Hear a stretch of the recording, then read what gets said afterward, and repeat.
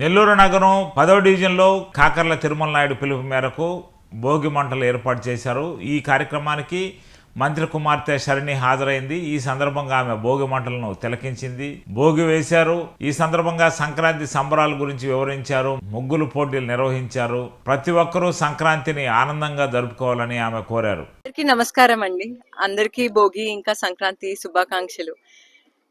TDP గెలిచినప్పటి నుంచి మా నాన్నగారు నెల్లూరు సిటీకి ఎమ్మెల్యేగా అయినప్పటి నుంచి ప్రతి సంవత్సరం నేను మా కుటుంబం తప్పకుండా భోగికి ఇంకా ఏవైతే ఇంపార్టెంట్ ఫెస్టివల్స్ ఉంటాయో, పండుగలు ఉంటాయో కంపల్సరీగా టీడీపీ కుటుంబంతో సెలబ్రేట్ చేసుకోవాలని అనుకున్నామండి.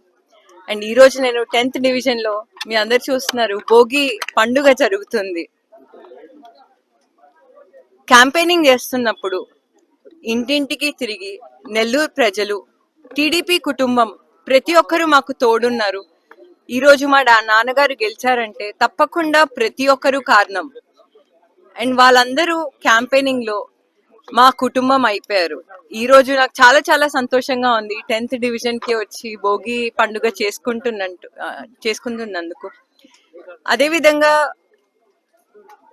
టీడీపీ ప్రభుత్వం గెలిచాక, మా నాన్నగారు ఏవైతే ప్రామిస్ చేశారో ప్రతి ఒక్కటి చేసుకుంటూ వచ్చారండి. గెలిచిన వెంటనే అన్న క్యాంటీన్స్ చేశారు.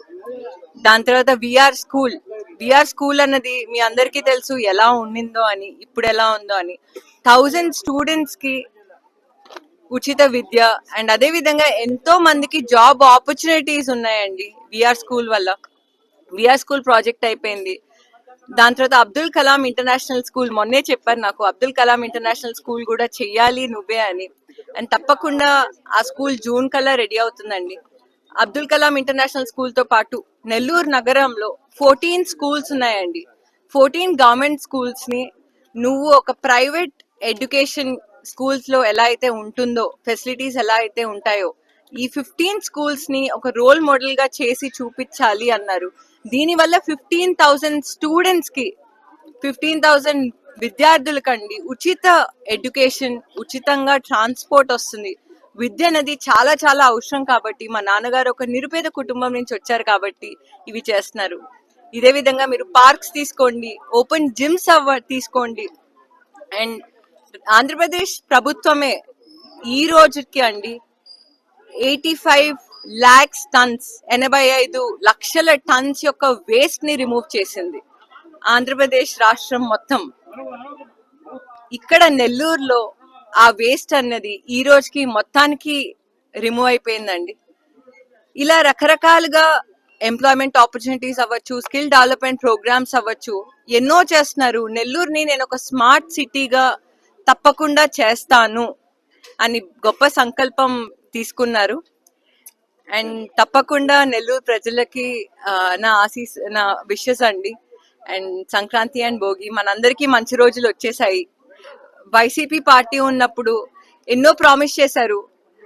ఇప్పుడు కూడా మా నాన్నగారి పైన ఎన్నో చెప్తున్నారు, రకరకాలుగా చెప్తున్నారు, ఇవి చేయలేదు అవి చేయలేదని. కానీ ప్రతి ఒక్కటి చేస్తారండి. పుల్ కార్డ్స్ నుంచి అదేవిధంగా ఐరన్ కార్డ్స్ ఇస్తున్నారు. ఎందుకంటే టీడీపీ ప్రభుత్వం క్యాంపెయినింగ్ చేస్తున్నప్పుడు క్యాంపెయినింగ్ లో ఇంటింటికి తిరిగి వాళ్ళ సమస్యలు తెలుసుకున్నారు కాబట్టి వాళ్ళకు కూడా కొంచెం ఉద్యోగం కల్పిస్తే, వాళ్ళ పిల్లల్ని కూడా ఒక మంచి స్కూల్లో జాయిన్ చేపిస్తే నెల్లూరు అభివృద్ధి అవుతుందని గొప్ప సంకల్పంతో ఇవి చేస్తున్నారండి. మరొకసారి సంక్రాంతి శుభాకాంక్షలు. సంక్రాంతి శుభాకాంక్షలు. రైతన్నకు గౌరవం, కుటుంబాలకు ఆనందం, గ్రామాలకు వెలుగు తీసుకొచ్చే పండుగే సంక్రాంతి. కష్టాన్ని నమ్ముకున్న రైతు చెమటకు గౌరవం ఇచ్చే పాలన కోసం, ప్రజల స్వాభిమానానికి బలం చేకూర్చే రాజకీయ మార్పు కోసం జనసేన పార్టీ ఎల్లప్పుడూ మీతోనే ఉంటుంది. ఈ సంక్రాంతి మీ జీవితాల్లో సంతోషం, ఆరోగ్యం, అభివృద్ధి నింపాలని హృదయపూర్వకంగా కోరుకుంటూ దుగ్గిశెట్టి సుజయబాబు, జనసేన నాయకులు, నెల్లూరు జిల్లా.